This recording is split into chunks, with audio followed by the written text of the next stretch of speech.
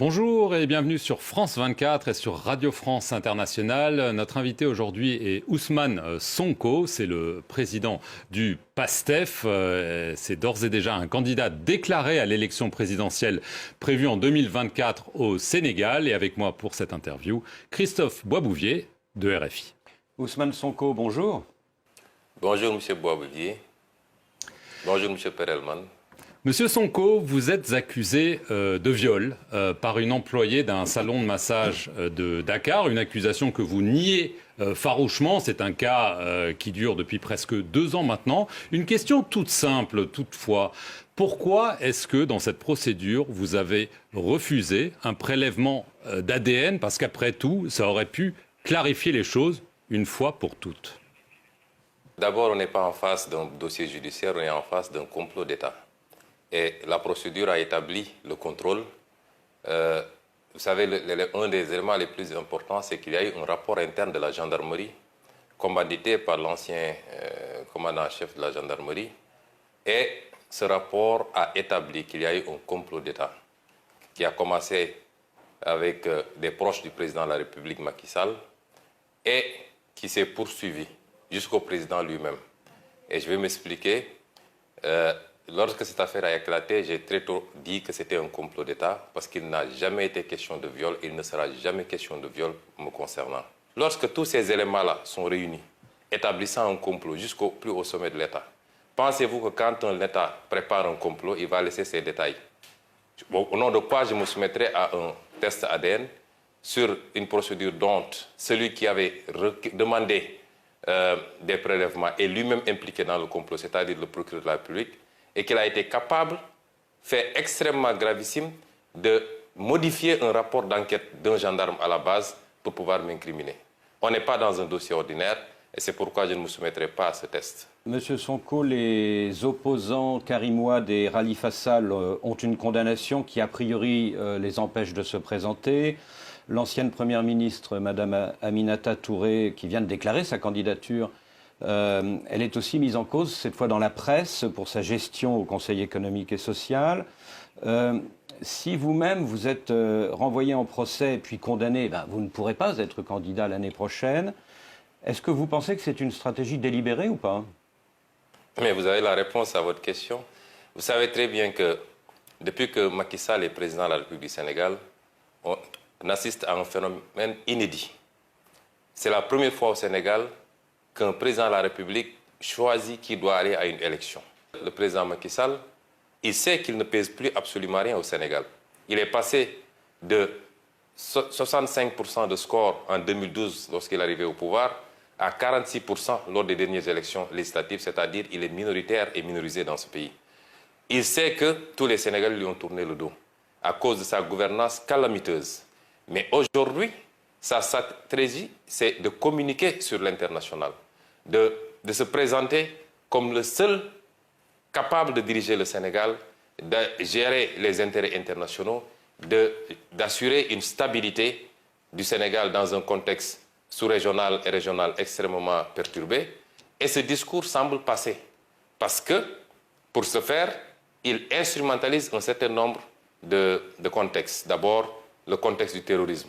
Aujourd'hui, Macky Sall présente son opposition au sein de l'Union européenne, au sein de l'Occident, de la communauté internationale, comme une opposition irresponsable, terroriste, une opposition qui veut déstabiliser le pays, une opposition qui serait contre les intérêts des Occidentaux. Le tableau que vous avez dressé est vrai, vous pouvez élargir la liste. Aujourd'hui, Barthélémy Diaz, maire de Dakar, est sous le coup d'une condamnation. Et il est à la dernière phase, la cassation. Si la condamnation est définitive, non seulement il ne peut pas candidater, mais ses mandats de maire de Dakar et de député de l'Assemblée nationale sont compromis. Beaucoup d'autres opposants sont aujourd'hui dans ce cas-là. Qui donc va compétir en 2024 contre le candidat de Macky Sall parce que lui n'a pas le droit d'être candidat? Et ça ne relève pas de la démocratie et le peuple sénégalais ne l'acceptera pas. Alors justement, vous venez de soulever un point qui fait débat et qui fera débat, à savoir la question du troisième mandat. Alors Macky Sall n'a pas encore dit s'il comptait briguer ou pas un nouveau mandat. Il estime toutefois qu'en raison de la nouvelle constitution de 2016, il en a le droit parce que les compteurs des mandats présidentiels seront remis à zéro d'après lui. On entend certains de ses proches l'encourager à y aller. Alors, d'une part, en a-t-il le droit d'après vous? Et si il y va, qu'est-ce que vous allez faire? On voit que vous demandez des manifestations, des concerts de casseroles. Est-ce que vous seriez peut-être tenté par une stratégie de déstabilisation si jamais il saute le pas? Vous savez, le seul fait que ce débat se pose encore au Sénégal n'honore pas ce pays et n'honore pas le président Macky Sall. N'oubliez pas qu'en 2012, c'est le président Macky Sall qui était à la pointe de la contestation contre la troisième candidature du président Abdoulaye Wade. Au point d'être dans les manifestations à la place de la nation, muni d'un petit matelas et se disant prêt même à y passer les nuits s'il le faut. Pensez-vous que moralement, un homme qui a eu cette position, cette posture et qui a mené ce combat-là, puisse se retrouver 12 ans plus tard dans la même situation où c'est sa place qui a changé, c'est lui aujourd'hui qui veut forcer une troisième candidature. C'est une honte pour le Sénégal, c'est une honte pour l'Afrique, que ce genre de débat ne se pose que chez nous. Quand on a gouverné, de la manière dont il a gouverné, avec des scandales à l'appel, impliquant ses proches, ses beaux-frères, ses frères, ses parents, tous ces gens qu'il a mêlés à sa gouvernance. Quand on a gouverné par la brimade, en instrumentalisant la justice, en libérant les forces de défense et de sécurité sur les gens, quand on a gouverné de cette manière, on a toujours peur des lendemains. Mais sur le plan juridique, tous les constitutionnalistes sénégalais, vous voyez que chaque jour ou chaque semaine, il y a des panels. Je n'ai pas encore vu un constitutionnaliste qui dise le contraire. La question de la durée des mandats n'a rien à voir avec la question de la limitation des mandats. Et nul ne peut faire 2 mandats consécutifs. Cette phrase qui figure dans l'article 27 de la Constitution a résumé la question. Qu'est-ce qui va se faire? Cela relèvera du peuple sénégalais. Vous savez, ce n'est pas une question de Ousmane Sonko ou de X ou de Y. La preuve, s'il y a une question qui fait consensus entre l'écrasante majorité du peuple sénégalais, la société civile sénégalaise, les acteurs politiques de l'opposition et même des acteurs politiques du pouvoir, parce que de plus en plus des voix s'élèvent dans le pouvoir. On a même des démissionnaires qui disent rendre le tablier parce qu'ils ne peuvent pas admettre ce débat sur le 3e mandat. Le moment venu, le peuple sénégalais, qui est un grand peuple, qui a montré dans le passé son attachement à la démocratie, mais son attachement au respect d'un certain nombre de principes, ce peuple-là aura son mot à dire. Monsieur Sonko, lors de votre candidature officielle, c'était au mois d'août dernier, vous avez accusé Macky Sall de susciter des dossiers de terrorisme, de rébellion, de viol imaginaire, fabriqués avec le soutien de la France. La France aurait donc participé à un complot contre vous? C'est grave, ça, comme accusation. Ce que je veux dire, c'est qu'aujourd'hui, il y a un comportement. Pourquoi on l'avait dit? Justement, c'était que parce que vous, en tout cas un de vos organes, en l'occurrence France 24, RFI, s'était déplacé à Dakar pour faire un reportage tendancieux contre ma personne en essayant d'exploiter ce dossier de viol. Et de manière totalement partielle. Et aujourd'hui, lors des dernières discussions, en tout cas, des échanges qu'on a eu hier avec des responsables de RFI, eux-mêmes reconnaissent ce traitement tendancieux.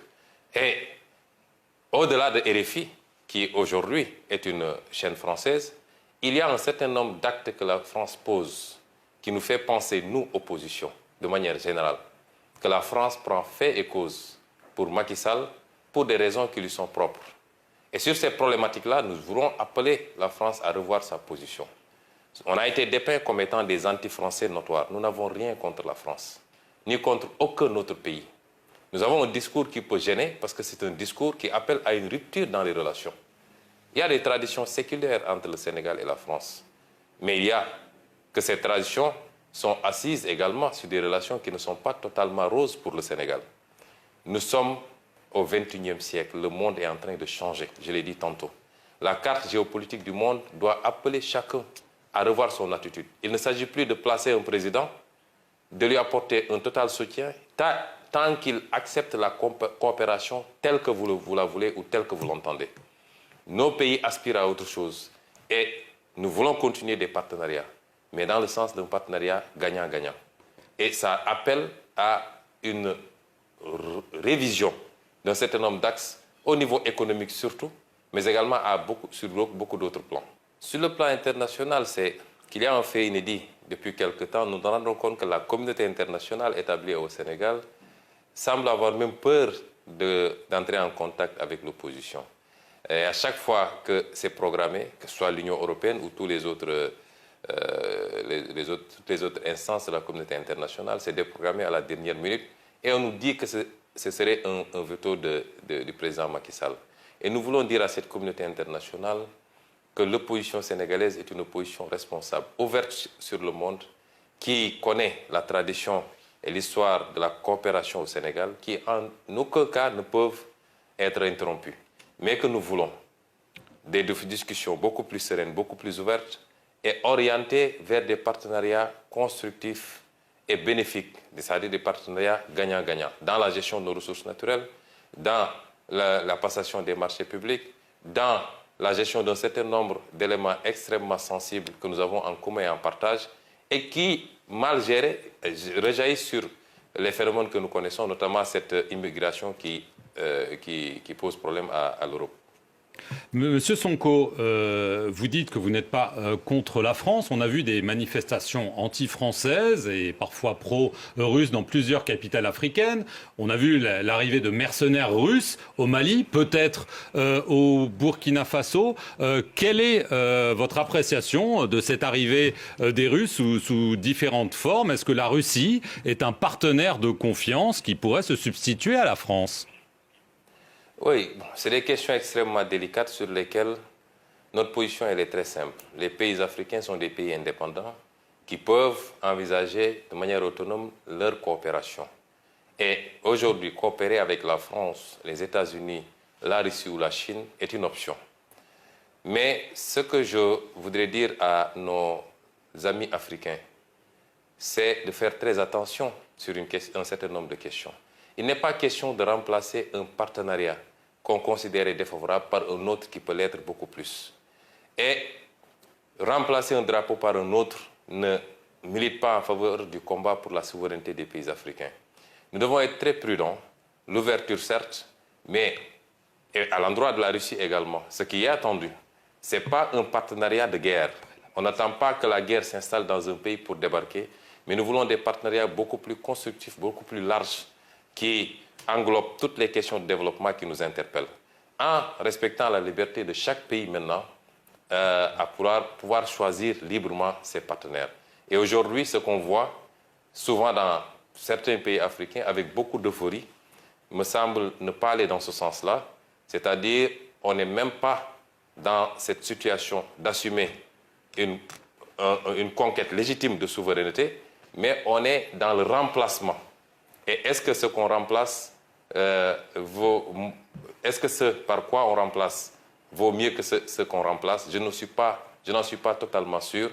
Et nous devrions traiter ces questions avec beaucoup plus de sérénité, beaucoup plus d'analyse prospective et non pas de manière émotionnelle comme on a l'habitude de faire ici en Afrique. Merci, M. Ousmane Sonko, de nous avoir accordé cet entretien. Et merci à vous de nous suivre sur nos deux chaînes, France 24 et Radio France Internationale.